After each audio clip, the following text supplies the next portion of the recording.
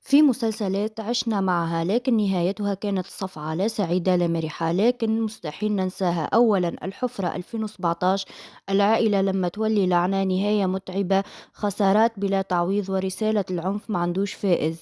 ثانيا موسم الكرز 2014، حتى الرومانسية الخفيفة توجع، تعلق كبير ونهاية خيبة توقعات برشا جمهور.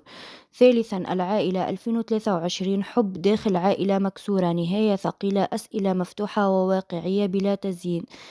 رابعا العشق الأسود 2014، كل ما تحب تخسر، تشويق بدأ قوي وانتهى بفقد موجع.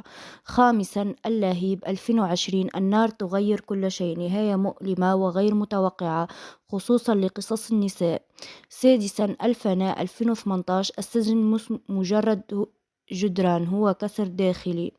الفناء ظلم، أمومة خلف القضبان، صراع للبقاء. النهاية واقعية وقاسية، ما قدمتش راحة كاملة، خلت الإحساس بالاختناق حاضر. دراما نسائية قوية ونهاية توجع بصمت. أحيانا النهاية اللي ما تعجبناش هي اللي تخلي المسلسل يعيش في ذاكرتنا. أي نهاية حسيتها أقصى اكتبولنا في التعليقات، ما تنسوش تدعمونا بالاشتراك واللايك.